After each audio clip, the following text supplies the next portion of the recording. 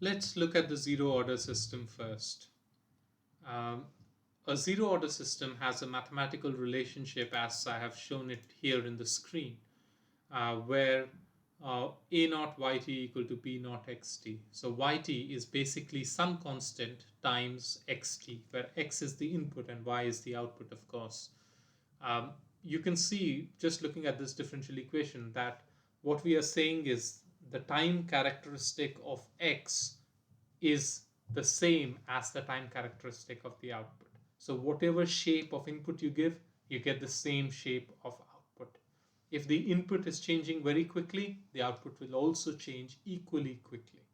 Okay, so in the frequency response, the same characteristic y over x, which you could think about as the transfer function of your sensor, is basically a constant k, and this constant is called the static sensitivity. Okay, so a zero order system can be basically described by just one parameter, and that parameter is called the static sensitivity or the gain of the sensor. Now this gain, um, of course, this gain has an amplitude associated with it, but it also changes the units, right? Because assuming, let's say that this is a temperature sensor, the input x is going to be in degrees Celsius, while the output y is going to be in volts, let's say. So the static sensitivity actually will have units of volts per degree Celsius, so that when you multiply your static sensitivity with the input, you get the output in volts. Now, it's very difficult to get sensors that are zero order. In some sense, zero order sensors are the ideal sensors. We would like to have sensors like that. But it's very difficult to get such sensors. Um, but let me give you an example of a sensor that probably closely approximates that. So here's a sensor. This is a displacement sensor. What it consists of is a resistance here, and there is a wiper. And as this wiper moves up and down, the voltage output here changes, and therefore you can measure the displacement. Think of the sensor like this.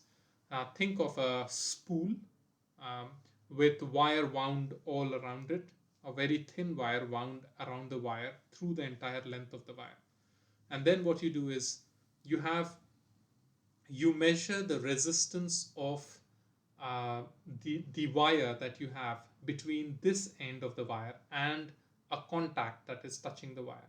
So you want to know what the resistance of the uh, wire is from this point where I'm touching where the wiper is touching your sensor till this end. As the sensor moves up, you will have more wire here and therefore more resistance. As the wire moves down, you will have resistance between this end and the wiper, right? So that's the scenario that we're talking about. And how do we measure this resistance change? We measure this resistance change by putting this voltage source here, so that this resistance, which is between the wiper and the first end, and the other resistance, which is formed by the wiper and the second end, are form a voltage divider, and we get an output here. Now, if the friction between this wiper and the spool, or the resistance here, is very less, then you can assume that the relationship between this displacement and the voltage output is a zero order response. So if the displacement changes very quickly, the output will also change very quickly, and there will be no delays. Now, in a previous video, we talked about how we can test uh, the dynamic characteristics, and we said you can use different kinds of inputs. And two of the inputs that are very commonly used are called the step input, which I have shown here.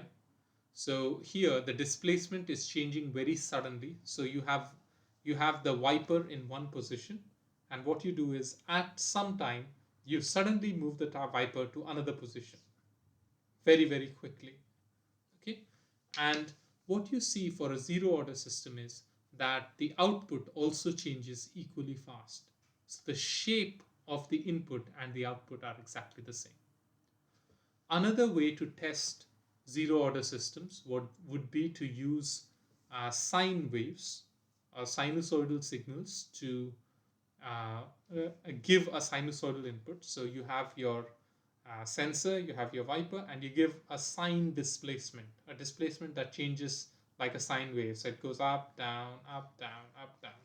And you change the frequency of this sine wave and find out what the output is. What you can plot is you can plot the gain, the output versus the input gain at different frequencies of input. And what you find is for a zero order system, the gain is constant for all frequencies.